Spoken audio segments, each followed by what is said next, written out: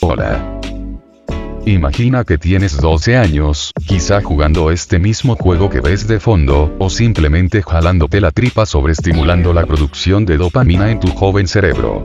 Pero, en lugar de eso, estás sentado en un aula un sábado por la mañana, resolviendo problemas de trigonometría de nivel universitario. Para entender por qué nos resulta ridículo ver a un niño de 12 años memorizando las fijas de un examen de admisión, tenemos que regresar a Aristóteles. En el libro 1 de Ética Nicómaco, él no hablaba de la felicidad como un momento de placer pasajero, sino como eudaimonía, el florecimiento humano. Para los griegos, educarse era desarrollar las virtudes y el intelecto para alcanzar nuestro máximo potencial. Era como cuidar una planta. Necesitas tiempo, sol y espacio. Pero, ¿qué estamos haciendo nosotros hoy? En nuestros tiempos, hemos normalizado que los niños de secundaria ya no sean adolescentes, sino adultos jóvenes. Hemos convertido la educación en una carrera de obstáculos donde la meta no es aprender, sino ingresar. Pero, ¿cuál es el costo? Esta presión no es casualidad. Vivimos en una sociedad que prioriza la técnica sobre el ser. Al escolar se le entrena para marcar una opción correcta en un examen de admisión, no para cuestionar por qué esa es la respuesta correcta. A esto, en filosofía, podríamos llamarlo la razón instrumental. Estamos empujando a los jóvenes a ser herramientas directamente afiladas para el mercado laboral, antes de que siquiera entiendan qué significa ser un individuo. Por su parte, mucho tiempo atrás, Platón, el maestro de Aristóteles, en el libro 7 de la República manifiesta que el objetivo de la educación era llevarnos de las sombras a la luz, de la doxa, u opinión, a la epísteme, traducido como conocimiento verdadero. Pero a día de hoy, parece que solo nos movemos entre las sombras de exámenes de admisión pasados. ¿Qué pasa con la soledad de ese estudiante? Esa soledad de estar rodeado de gente que no está en su misma etapa emocional, sintiéndose vacío porque su valor personal depende de un miserable puntaje. Estamos arrojando el futuro a una crisis existencial prematura, que saben mucho de física, pero nada de su propia condición humana. Desde el cognitivismo impulsado por Jean Piaget, autor de obras como La psicología de la inteligencia o 6 estudios de psicología, lo que hacemos es un error biológico. Forzamos etapas que el cerebro aún no está listo para integrar emocionalmente. Por eso vemos tantos jóvenes que ingresan, pero luego colapsan en el segundo ciclo. Tienen la información, pero no la estructura mental para manejar la libertad universitaria. Durante los inicios de la adolescencia, entre los 12 y 16 años, el cerebro humano pasa por un proceso llamado poda sináptica. Es un periodo donde el cerebro elimina las conexiones que no usa para fortalecer las que sí usa. Además, la corteza prefrontal, aquella encargada de la toma de decisiones, el control de impulsos y la planificación a largo plazo, es la última en madurar, terminando de desarrollarse recién a los 25 años.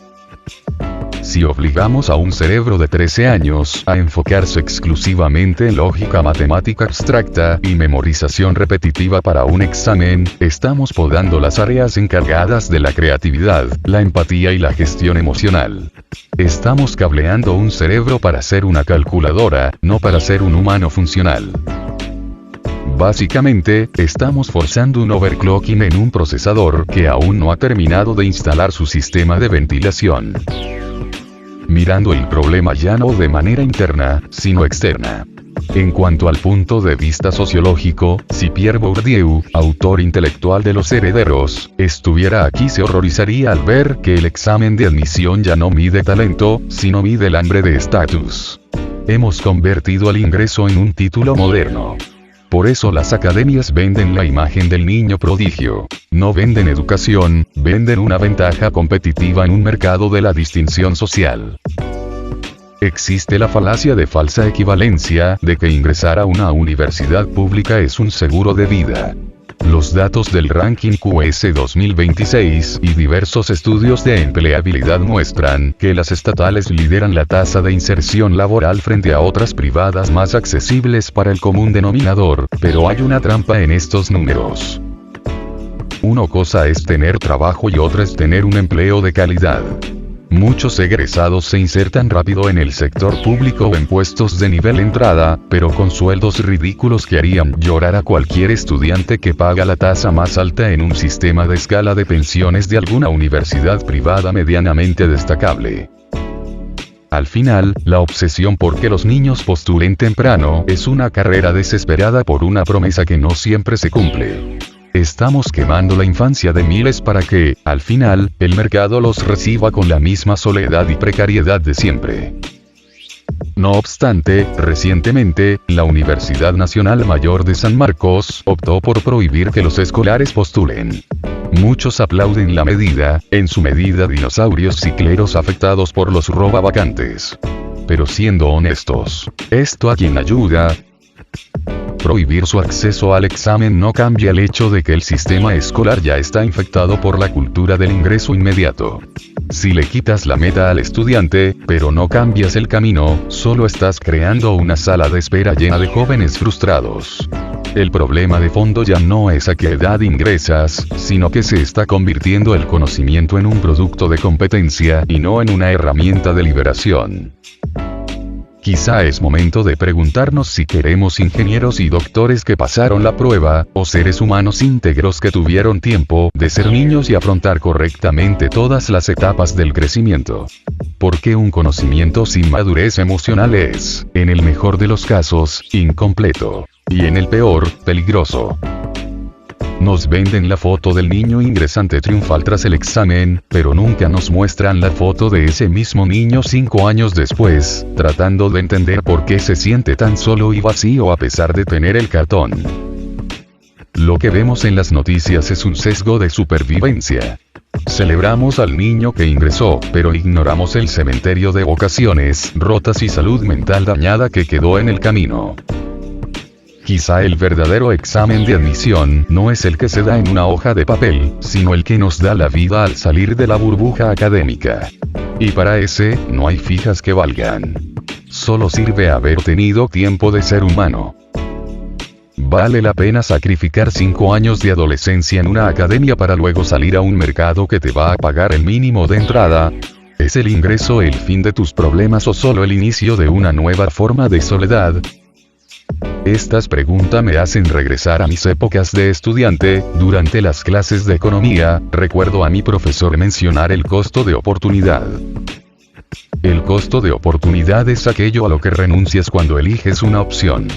Al elegir 5 años de encierro preuniversitario, el adolescente no solo pierde tiempo, pierde el desarrollo de habilidades blandas, negociación, liderazgo, creatividad, que hoy el mercado valora más que el conocimiento técnico. Existe la idea de que estudiar más horas aumenta tu valor. Pero la economía nos dice que el mercado está saturado de técnicos y falto de pensadores estratégicos. Estamos sobreinvirtiendo en capital humano de baja diferenciación.